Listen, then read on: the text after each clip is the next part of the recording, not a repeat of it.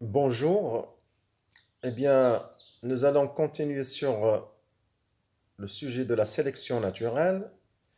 Donc, ça concerne la séquence 4 du chapitre La génétique des populations.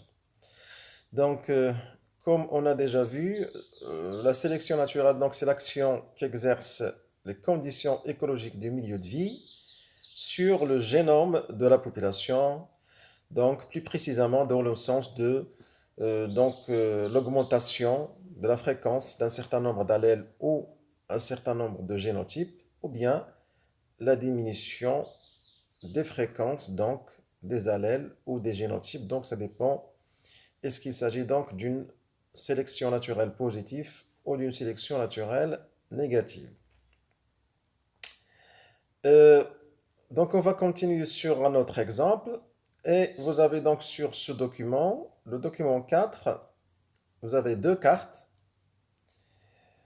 Euh, la carte de droite représente des régions géographiques, donc c'est une carte qui représente la répartition de l'anémie falciforme. L'anémie falciforme, donc c'est une tare héréditaire qui se caractérise par une anomalie au niveau de l'hémoglobine, donc qui provoque une anomalie au niveau de la forme des globules rouges. Donc, c'est une maladie héréditaire liée donc à un gène qui se présente sous forme de deux allèles, HBS et HBA. Donc, les personnes normales, elles ont donc un génotype HBA-HBA, donc l'allèle HBA est dominant. Les personnes atteintes de la maladie, ils ont donc un génotype HBS-HBS.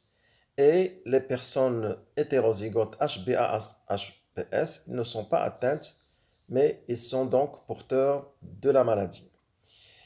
Je rappelle qu'il s'agit d'une maladie à transmission autosomique, donc avec dominance. La deuxième carte, la deuxième carte nous présente les régions, des régions géographiques où sévit le paludisme.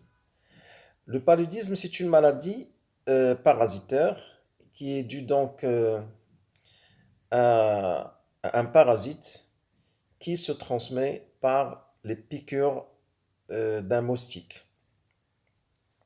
Donc l'existence de ce parasite dans le milieu donc, constitue donc un facteur écologique, plus précisément un facteur biotique.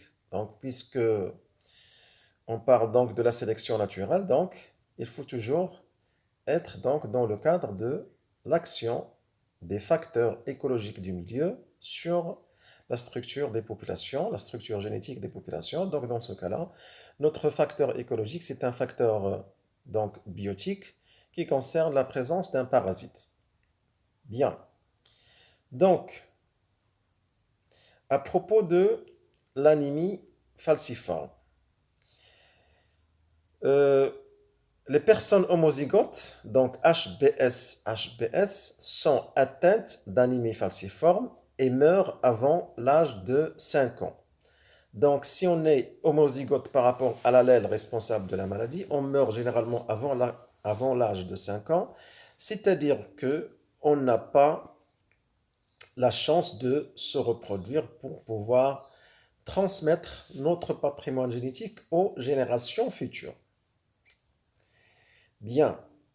Donc, on peut très bien comprendre que l'allèle récessif HBS responsable de l'anémie falciforme dans une région ordinaire va subir donc la pression d'une sélection naturelle négative qui va faire en sorte que donc la fréquence de l'allèle HBS va diminuer progressivement tout au long des générations. Pardon.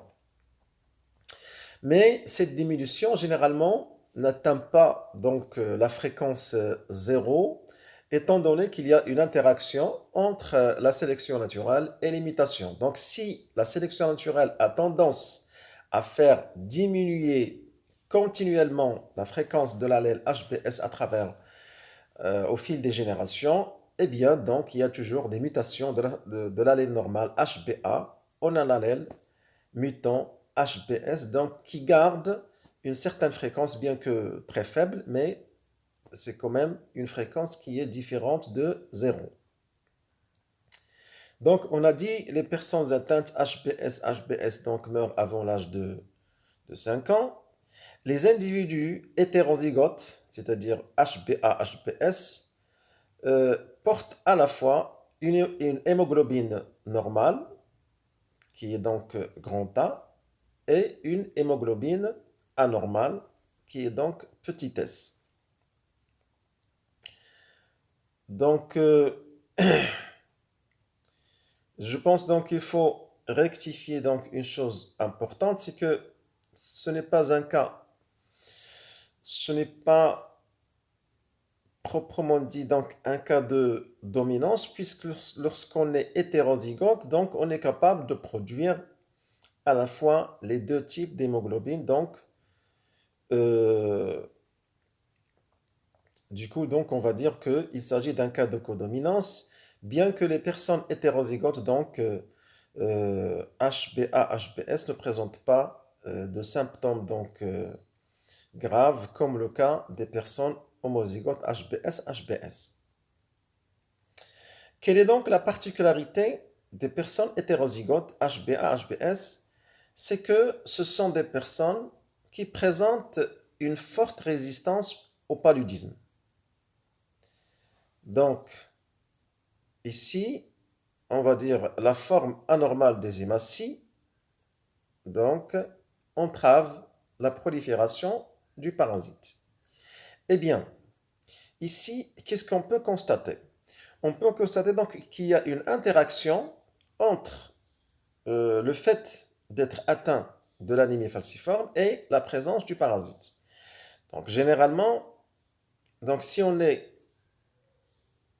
atteint de l'anémie falciforme, c'est-à-dire qu'on est défavorisé vis-à-vis de la sélection naturelle, et c'est pour cela donc que l'allèle HPS subit une sélection naturelle négative qui donc fait que la fréquence de cet allèle diminue au fil du temps, au fil des générations. Mais la situation est un petit peu différente lorsqu'on est donc dans une région où sévit le paludisme.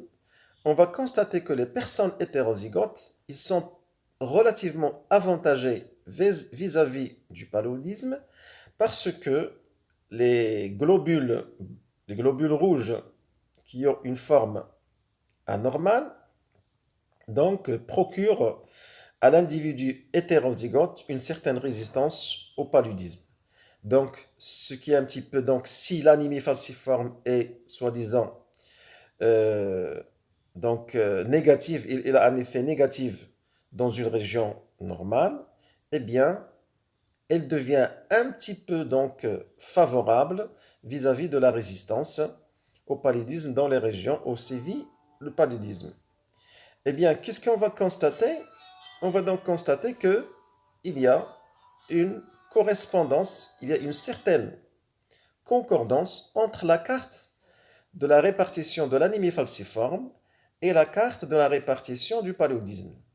C'est-à-dire que dans les régions où on a l'anémie, où sévit le paludisme, ce sont les régions où on a une forte, une proportion relativement élevée de l'anémie falciforme.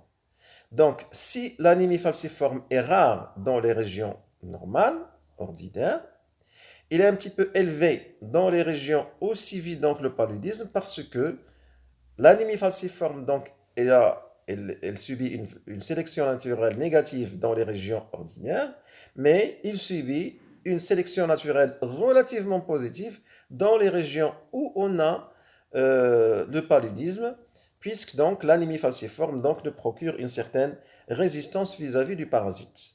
Tout ceci pour dire ce qui suit, c'est que l'effet de la sélection naturelle sur un allèle donné, il peut être positif, il peut être négatif, mais cette action-là, il n'est pas constante, il peut varier d'un milieu à un autre.